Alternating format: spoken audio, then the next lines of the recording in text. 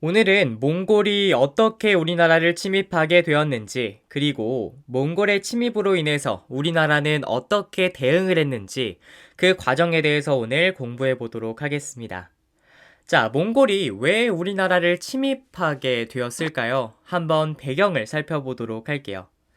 몽골이 우리나라에게 사신 한 명을 보냅니다. 사신이라고 하면은 당시에 외교관을 사신이라고 불렀거든요. 그 사신이 우리나라에 방문을 하게 되었는데 그의 이름은 저고여라는 인물이었습니다. 이 저고여가 우리나라의 사신으로서 들어오게 되었는데 귀국길에 피살당합니다. 그래서 저고여의 피살 사건을 계기로 몽골이 우리나라를 침입하게 되었던 것이죠. 우리나라도 가만히 있을 수가 없었겠죠. 따라서 여러 가지 전투들이 있었는데 그 전투들을 한번 공부해 보도록 하겠습니다. 우선 충주성 전투와 처인성 전투가 가장 유명한 전투인데요. 이 충주성 전투와 처인성 전투를 이끌었었던 인물이 있으니 그 인물은 바로 김윤후라고 하는 인물이었습니다. 이 김윤후 장군은요, 충주성 전투와 처인성 전투에서 평민들을 이끌고 활약을 했었던 인물이에요. 그래서 처인부곡 이런 사람들을 다 데리고 이 평민들과 함께 투쟁을 했었던 굉장히 아름다운 인물입니다. 그게 바로 충주성 전투와 처인성 전투였고요. 이렇게 많은 전투들이 있었지만 결국에는 개경이 함락되었고 수도가 함락이 되었으니 수도를 다른 곳으로 임시 천도하게 되는데요. 이걸 지휘했던 인물이 최씨 정권입니다. 네.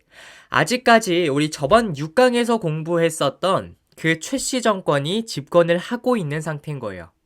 그래서 그 최씨 정권은요, 강화도로 수도를 천도하게 되었어요. 그러면 왜 굳이 강화도로 수도를 천도했을까를 한번 떠올려 봅시다. 왜 그랬을까요? 여러분들 강화도를 한번 떠올려 보세요. 어때요? 섬이죠. 그러니까 이민족의 침략이 그렇게 쉽지 않을 겁니다. 그랬던 장소가 강화도였을 거고 그 강화도는 방어에도 굉장히 유리하기 때문에 그곳으로 수도를 천도하게 된 거예요. 자, 그래서 강화도로 수도를 천도를 하고요. 최씨 정권은 결국에는 그 전쟁 중에도 수탈을 하고 따라서 여러 가지 만적의 난이나 김삼이 호심의 난, 그 다음에 망이망소이의 난까지 여러 개의 사건들 봉기들이 터지게 되니까 결국에는 버티지 못하고 최씨 정권은 무너지게 됩니다. 하지만 아직까지 무너지지 않은 기구가 하나 남아있으니 그게 바로 사병 집단이었던 삼별초였습니다. 이 삼별초는요, 이 고려를 지킨다는 목적으로 그런 말을 하면서 강화도, 진도, 제주도까지 근거지를 옮겨가면서 계속 항쟁을 하고 있는 그런 상황인 거예요. 따라서 여러 가지 항쟁들을 겪으면서 결국에는 점점 내려오게 되다가 이 삼별초의 항쟁도 실패로 돌아가게 되었죠. 그래서 결국에는 우리나라는 몽골의 그런 간섭을 받게 됩니다. 왜냐면 전쟁에서 졌기 때문이죠. 네. 전쟁에서 졌기 때문에 우리는 원나라의 그런 내정 간섭을 받게 되는데요. 몽골이 여러분들 나중에 이름을 바꿔서 원국가를 하나 만들게 돼요. 몽골족이. 그래서 원국가라고 생각을 하시면 됩니다. 따라서 원간섭기인데 왜 몽골이랑 관련이 있어? 라고 생각하지 마시고 몽골이 원나라를 만들었다 라고 생각을 하시면 좋을 것 같습니다. 따라서 원간섭기에 어떤 활약이 있었는지 한번 공부해 보도록 하겠습니다. 자, 원간섭기에는 어떤 것들이 있었냐? 우선 몽골과 우리나라는요, 부마국 체제가 성립이 됩니다. 부마국이라고 하는 거는 우리나라가 사위의 국가가 된다라는 소리예요. 그러니까 몽골은 장인어른이고 우리 고려는 사위라는 거죠. 여러분들, 사위가 장인어른한테 까불 수 있습니까? 안 되죠. 그러니까 우리는 항상 끽소리도 못하는 그런 처지가 되었다는 소리입니다. 그래서 부마국 체제가 성립이 되었고요. 그리고 정동행성이라고 하는 것이 설치가 됩니다. 정동행성이 도대체 무엇이냐?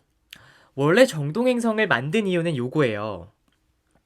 여러분들, 몽골은 저기 중국에 있는 애들인 거죠. 그 중국 위쪽에 있는 애들인 건데 그 중국에서 일본을 치려면 가운데 어떤 국가를 지나가야 돼요? 그렇죠. 고려를 지나가야 돼요. 우리나라가 가운데 있기 때문에. 그래서 우리나라를 근거지로 해서 일본을 치려고 합니다. 그래서 일본 원정을 떠나기 위한 기구로서 정동행성이라고 하는 기구를 설치를 했던 건데요. 이 정동행성을 설치함으로써 준비를 했지만 자연재해가 도와주지 않았습니다. 네. 자연재해도 벌어지고 여러 가지 사정이 생기게 되자 결국에는 일본 원정을 실패하게 되었어요.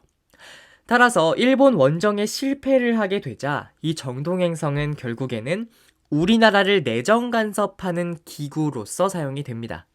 따라서 지배기구로서 변질되었었던 것이 이 정동행성이다 라고 기억을 하시면 좋을 것 같습니다. 그리고 공녀를 수탈해 가는데요. 공녀라고 하면은 여러분들 우리나라에 있는 여자들이에요. 여자들을 데려갑니다. 네. 여자들을 데려가가지고 원나라 사람들이랑 막 결혼을 하는 그런 일이 벌어지게 되는데요. 얼마나 부모들의 가슴은 아프겠습니까? 자기 하나밖에 없는 자식을 보내야 되는 그 심정이 어떻겠습니까? 따라서 굉장히 마음이 아팠을 거예요. 그래가지고 자기 자식을 보내지 않기 위해서 이른 나이에 우리 고려 사람들과 결혼시키는 조혼의 풍습이 등장하기도 하였어요. 그게 바로 공녀 수탈이었습니다. 뿐만 아니라 우리나라의 영토를 가져가기도 합니다. 따라서 우리나라에 지배 기구를 설치하게 되는데요. 세 가지 이름 반드시 기억하도록 합니다. 첫 번째, 쌍성 총관부, 그리고 동령부, 탐라 총관부까지 굉장히 많은 지역을 뺏어가게 되었던 거죠. 그래서 이 지역들을 지배하기 위해서 지배기구를 설치했고 우리는 그렇게 영토를 빼앗기게 되었죠. 자, 그리고 권문세족들이 등장을 하게 되는데요. 여러분들 일제강점기 때 일본에 빌붙어가지고 우리나라 사람들을 조곤조곤 괴롭혔었던 인물, 친일파 사람들이 있었죠. 반민족 행위자들. 그 친일파들이 있었던 것처럼 원간섭기에도 원나라에 빌붙어가지고 우리나라를 수탈하는 걸 도왔던 권문세족이라고 하는 애들이 있었습니다. 이 권문세족이 등장을 해서 결국에는 일제강점기랑 약간 비슷한 성향을 보이게 된 거죠. 뿐만 아니라 왕실의 관제도 격하당하게 됩니다. 여러분들 이 당시에 도평의사사라고 하는 곳을 중심으로 해서 하나의 기구예요. 거기에서 모든 것들이 결정이 되었었는데요.